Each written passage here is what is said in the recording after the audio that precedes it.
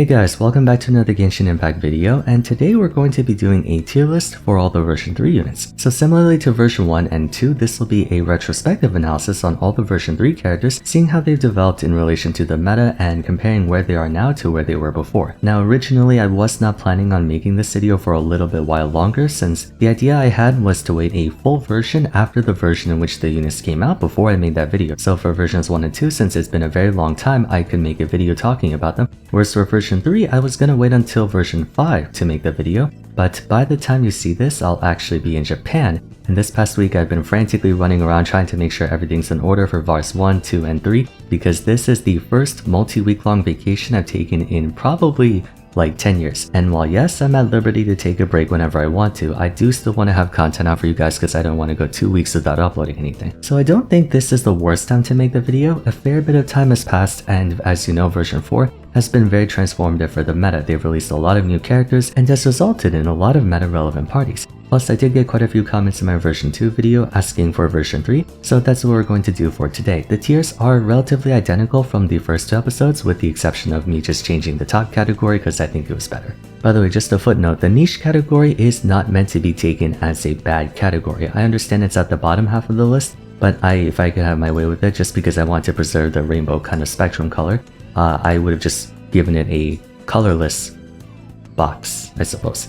So the niche category is not meant to be bad. People had that misconception that if I put a character in niche, they are quote unquote not good. No, it's just a neutral category, right? Like I just didn't want to put it down at the bottom or at the top, I kind of just put it in the middle. So we're going to begin with Dendro Traveler. Dendro Traveler is benched. Out of all the playable elements we have so far, Dendro Traveler is far and away the most usable even to this day. But I think a lot of that had to do with the fact that there were only 3 playable Dendro characters for a sizable amount of time at the beginning of Sumeru. And naturally so, the element just came out, so they had to release new characters and then expand more on the Dendro roster. But as new units got released, I think many people benched the Dendro MC because other units are more specialized or just straight up better.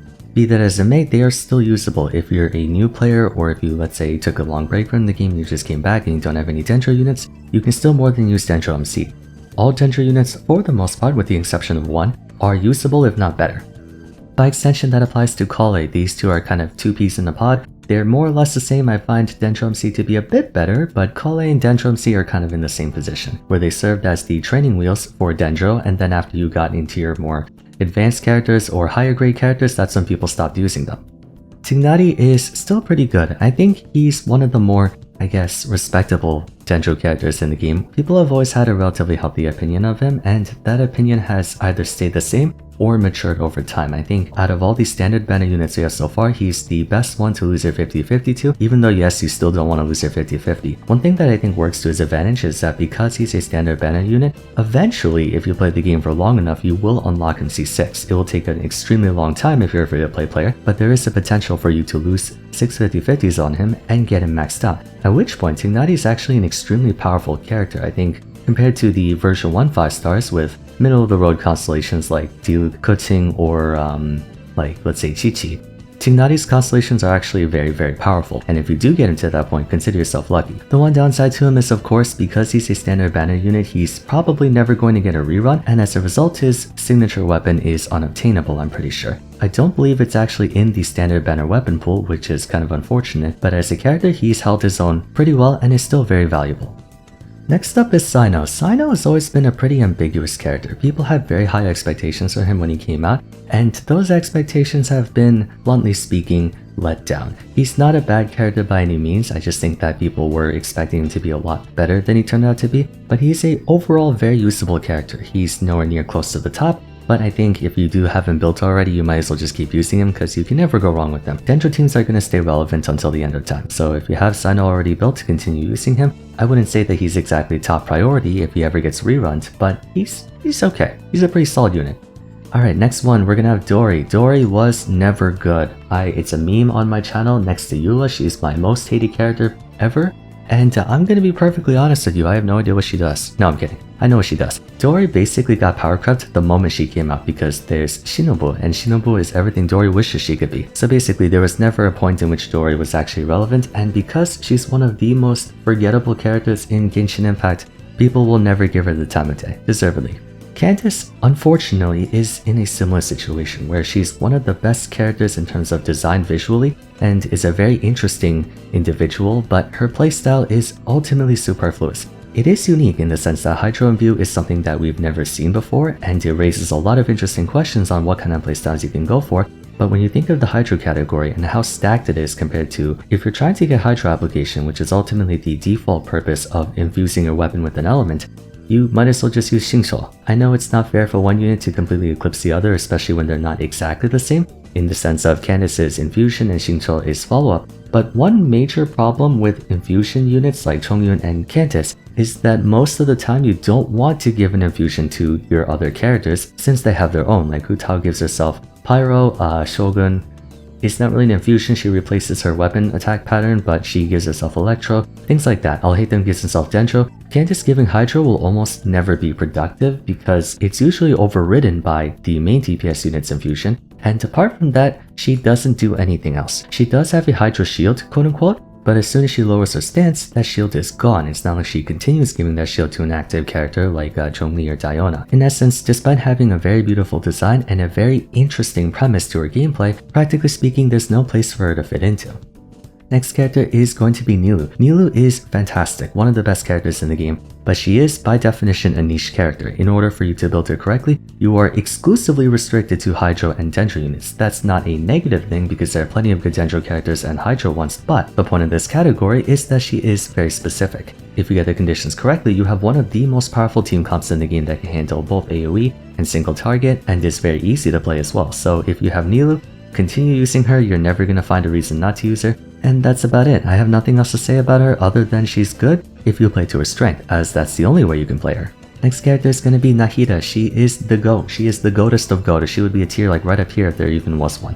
I would argue she's in the top 3 best characters in Genshin Impact overall, and probably will be. That is Archon privilege for you. But yeah, no, seriously. If you're asking anyone what's the best character for Dendro teams, it is her. It starts and ends with her. This twerp broke the entire game when she came out and is still continuing to do so, and as a result, unfortunately, because of how broken Nahida is, any Dendro unit that comes out that's trying to do a similar thing to her, which is like off-field application and stuff, is gonna get completely overshadowed. So I think Hoyoverse kind of screwed up by making her too strong, since now the Dendro roster is kind of kneecapped. She does to the Dendro roster what Bennett and Xiangling do for the Pyro roster, so I don't know what's going to happen to Dendro units going forward, but if anyone had to be the best Dendro character, it would make perfect sense that the Archon is. Next character is going to be Layla. Layla is okay. I have an issue with Cryo 4-star characters in that I think there are too many of them. You have Diona, you have Kae, you have Rosaria, you have Layla, you have, where is she?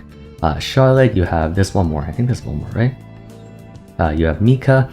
Like, these characters are all really similar because of how uniform Cryo is as an element, and it kind of makes them all blend together for me. In the case of Layla, she's a decent character. She's not the best by any means. She does have, I guess, a few issues where she gives you a shield, but for you to generate energy, you basically have to act as if she doesn't give you a shield, which might be a little counterintuitive, and that's why if I had to choose a Cryo shielder, I'd just rather go with Diona, but ultimately I don't think she quite deserves to be put in benched. Actually, I don't know, maybe I might because, this is tough. On one hand, I do think that she's more usable than these two characters, but on the other, I don't think she's relevant enough to be in this category either, so maybe for the sake of being conservative, I'm gonna put her here. That's what I'm saying, that's the problem with Cryo units. It's like, there's so many 4-star Cryo units, and you have some people who say, oh, these 4-star Cryo units are up here, these 4-star Cryo units are down here. I would probably say that she does work decently with a lot of the newer comps like Neuvillette and Wander and such. In that respect, I might put her up here. But yeah, that's sort of a dilemma I have with the Cryo roster, where Cryo as a whole is probably one of the weaker elements in the game right now, and they have a lot of 4-stars who sort of all kind of play into freeze to some extent, just in their different ways. Like, they heal, they shield, they do a little bit of damage, they battery, but that's all kind of lumped together in one category. I'll just put it there for now. Next character is going to be Wander, and I guess by extension Faruzan. Similarly to Nilou, if you have them built in a specific way, they can be extremely powerful, specifically C6 Faruzan with Wander, then you have a fantastic team composition. That's about it. These 3 characters are the definition of niche. You play into it, you have a fantastic team. If you don't, then they're underwhelming. Next unit will be Alhaitham. Alhaitham is the GOAT. He is one of the few main DPS on-fielders that I consider top tier. He's just Nahida, but on-field. That's the best way you can put it. Obviously, they're different in terms of playstyle, but I think Alhaitham would be one of only 2 on-fielders that I would consider the best of the best. He's so easy to use, he can work for any kind of team composition with any kind of support, you can do any kind of rotation timing you want to, and just works really well. What else can I say? Next up is Yao Yao. Yao Yao is one of the few new 4-stars who can compete with the Power 5 in terms of pressure. She's the best character to happen for people who missed any of the premier 5-star Dendro characters like Nahida, Alhaitham, Baizhu and stuff. So if you're looking for a budget-friendly Dendro support, she is exactly what you want. She has healing, she has application, everything you need for Dendro, and she's even compatible with Nilou, being the healer for the team. So yeah, Yao Yao is one of the best 4-star characters in the game that came out after the Power 5. Or in some cases, I might even argue she's better than the Power 5. No, actually that's a hard statement. Next character is going to be Dehya. I'm sorry, but she was never good. People have coped, I have coped, we've all coped. It was a good effort, but she is a disappointment. Next character will be Mika. I'm gonna say Mika is benched. His kit definitely raised a lot of questions over whether or not he would improve physical damage to an extent, or if let's say the healing component could help him out a lot in different teams. But overall, I think that Mika is just a very mediocre character. He's not the worst character in the game. Just like the bench category doesn't necessarily mean that you should never use these characters, it's just that there are better options out there and I don't think that Mika really excels anywhere. For example, Mika's intended role was to be a physical damage support, but then he's sort of become a healer for Farina and I guess like a backup support for say Wander or Risley, or I'm not even sure if he works with I forget who, but point being, the fact that you're trying to do roles for a character other than their initial intended one would prove to you that they're not the best character out there. Next one, we're gonna have Baizhu. Baizhu is a GOAT. It's one of the GOATs. Dendro 5-star units are broken. What's a Dendro 5-star unit that's not up in top tier? Dendro is a broken element in general. People argue that he's carried by Farina, but I disagree. I think that even before Farina, Baizhu was a very, very good character. He's a healer, he's a shielder, he's got great Dendro application, and can boost the damage of reactions. He does practically everything you would want from a Dendro support, and then he gets even better when you pair him with Farina. So he is very deserving of a top tier status. I do understand why people skipped his first banner because at that point in time, most people had their eyes on Starrel, and also because, you had Nahida, Alhaitham, Yao Yao and stuff like that, so Baizhu felt mostly unnecessary, and I myself skipped him. But I do think he's very underrated, and I do think that after version 4, he's become one of the best supports in the game. Next up is Kaveh. You may remember when I was talking about Collei and DMC that I said every Dendro character with the exception of one is either decent or better. Kaveh is that exception. Maybe I might be too harsh by putting him down here and I should instead put him here, but benched implies that you are good if not somewhat usable to an extent, and I don't think Kaveh ever reached that point. It might just be because Dendro's more of a supporter role, not really an on-fielder, and Alhaitham kind of cheats by being really good in that front, but yeah, I just think that Kaveh is relatively subpar. He has a very unique interaction with Bloom, but I think that it just makes it difficult to play him. Maybe I am being too harsh on him, but I'll just leave him there for now. Final character will be Kirara. Kirara she's pretty good. I think she has a decent amount of defensive utility. She prioritizes shielding, not healing, and I think that when it comes to Dendro, healing's a bit better, hence why Yao Yao's a bit higher up. But she's overall a very solid Dendro support. I think that if you have her compared to let's say Collei or DMC, it's better to use her. I think she's a slight upgrade to them in that front. And yeah, that basically sums up version 3. Version 3 has had quite a few duds and quite a few meta-breaking characters, but I do think that one issue with Nahida, Alhaitham, and Baizhu is that they've kind of hamstrung the entire element. These 3 characters do everything.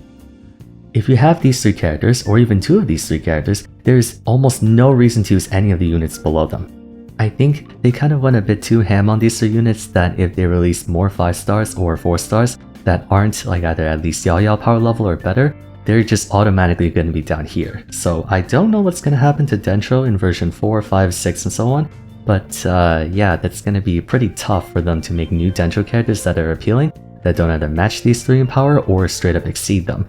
We'll have to see how things turn out, but this will be the list for today. Hope you guys enjoyed. If you have any disagreements with my playstance, you can share them in the comments down below. Just be respectful about it. This is a fun, opinion-based video. Do not take this as fact, this is just my opinion, but in my defense, I don't think this is particularly too controversial. I think most of these placements make sense. You could again argue if you want to put like Layla down here, up here, Kaveh up here, or whatnot, but most of these characters, I think, where they are is pretty appropriate. I think more people are gonna jump to conclusions on the niche category. They're gonna be like, why is Cyno above Nilou?